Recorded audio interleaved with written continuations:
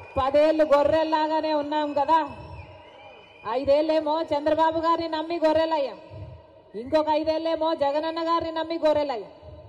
10 ఏళ్ళు గొర్రెల్లాగా ఉంటే ఏమైంది? ఈరోజు మనం బలిస్తున్నారు. అందుకే సింహాలలాగా ఉండండి అన్నాడు అంబేద్కర్ గారు. సింహంని చూస్తే ఎవరికైనా బలి ఇయ్యబుద్ధి అవుతుందా? ఏమన్నా సింహం చూస్తే ఎవరికైనా బలి ఇయ్యబుద్ధి అవుతుందా? గొర్రెను చూస్తే ఏమవుతుంది? గొర్రెను చూస్తే ఏం చేయబుద్ధి అవుతుంది? బలి ఇయ్యబుద్ధి అవుతుంది.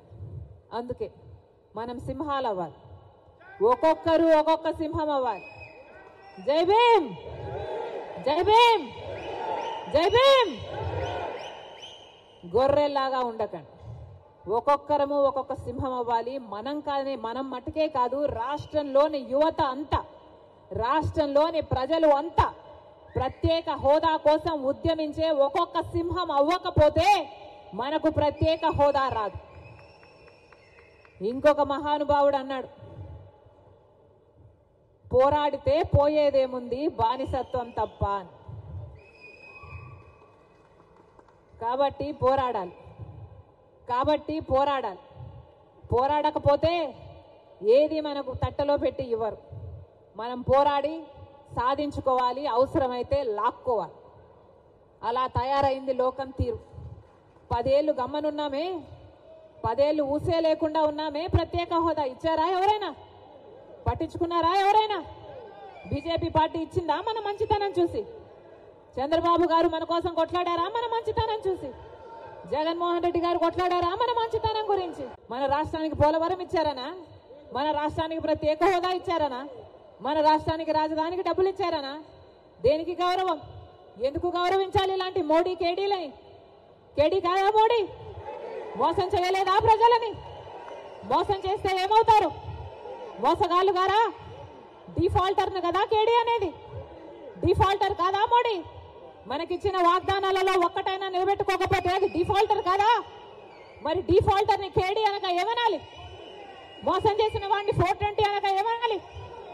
మోడీ 420 అయితే, మోడీ కేడీ అయితే చంద్రబాబు గారు కూడా కేడీయే, జగన్మోహన్ రెడ్డి గారు కూడా కేడీయే, జగన్మోహన్ రెడ్డి గారు కూడా 420, చంద్రబాబు గారు కూడా 420. మన రాష్ట్ర హక్కు, మన బిడ్డల హక్కు ప్రత్యేక హోదా. ఈరోజు ఎంతమంది విలువనిస్తున్నారు ప్రత్యేక హోదా గురించి? ఎంతమంది పట్టించుకుంటున్నారు ప్రత్యేక హోదా గురించి? అసలు ప్రత్యేక హోదా మన రాష్ట్రానికి వచ్చునుంటే ఈ పాటికి ఎక్కడుండును మన రాష్ట్రం? 15 లక్షల కోట్ల రూపాయలు విలువ చేసే ప్రత్యేక హోదా వచ్చుంటే మన పోలవరం మనం కట్టుకోలేమా? మన రాజధాని మనం కట్టుకోలేమా? ఎంత మేలు జరిగింది మన బిడ్డలకు. ఏ రాష్ట్రానికన్నా మన రాష్ట్రం ఎందుకు తక్కువ ఉండాలి? బాధ లేదా? ప్రత్యేక హోదా వచ్చునుంటే మన రాష్ట్రం ఎక్కడో ఉండుండే. రాజశేఖర్ రెడ్డి గారు మన రాష్ట్రం గురించి, మన రాష్ట్ర ప్రజల గురించి ఎంత ఆలోచన చేశాడు. ఉందా ఈ నాయకులకు ఆలోచన? చంద్రబాబు గారికి ఉందా? పోనీ జగనన్న గారు రక్తం పచ్చుకుని పుట్టారు కదా, ఉందా జగనన్న గారికి ఆలోచన? రాజశేఖర్ రెడ్డి గారు జలయజ్ఞంలో ప్రాజెక్టులు 54 ప్రాజెక్టులు మొదలు పెట్టాడు. ఆంధ్ర రాష్ట్రంలో 12 ప్రాజెక్టులు పూర్తి చేస్తే 42 ప్రాజెక్టులు ఇంకా అలాగే ఉంటే ఏమన్నాడు జగనన్న గారు? నేను 6 నెలల్లో పూర్తి చేస్తానన్న జగనన్న గారు రాజశేఖర్ ఇదేనా మాట నిలబెట్టుకోవడం అంటే? మడమ తప్పకపోవడం అంటే? ఇచ్చిన మాటను మడత పెట్టారు కదా. మీరా రాజశేఖర్ రెడ్డి గారి వారసు? ఆలోచన చేయాలి. రాష్ట్ర ప్రజలందరూ కూడా ఆలోచన చేయాలి. ఈరోజు వ్యక్తిగత కారణాల కోసం రాజశేఖర్ రెడ్డి బిడ్డ ఆంధ్ర రాష్ట్ర రాజకీయాలలో అడుగు పెట్టలేదు. వ్యక్తిగత రాజకీయాల కోసమే అయితే, వ్యక్తిగత కారణాల కోసమైతే రాజశేఖర్ రెడ్డి బిడ్డ 2019లోనే ఆంధ్ర రాష్ట్రంలో అడుగు పెట్టాల్సి ఉన్నది. కానీ ఈరోజు ఆంధ్ర రాష్ట్రంలో రాజశేఖర్ రెడ్డి బిడ్డ అడుగు పెట్టింది అంటే ఎందుకు పెట్టింది? ఎందుకంటే ప్రత్యేక హోదా కోసం కనీసం పోరాడే వాళ్ళు కూడా లేకపోయారే అని. మనం పోరాడకపోతే ఆంధ్ర రాష్ట్రంలో ప్రత్యేక హోదా ఎప్పటికీ రాదు. కాబట్టి ప్రత్యేక హోదా ఇస్తానన్న ఏకైక వ్యక్తి రాహుల్ గాంధీ గారు. మొట్టమొదటి సంతకం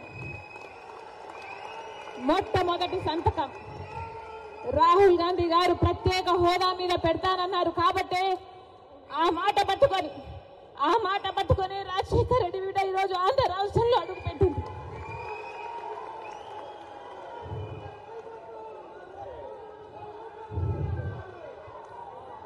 ప్రత్యేక హోదా లేకపోతే ఆంధ్ర రాష్ట్రానికి భవిష్యత్తే లేదు.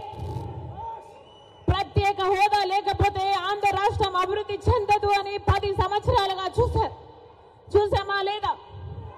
మరి ప్రత్యేక హోదా మనకు లేకపోతే ఆంధ్ర రాష్ట్రం జరగకపోతే మన బిడ్డలు ఎలా బతకాలి? ఆంధ్ర రాష్ట్రం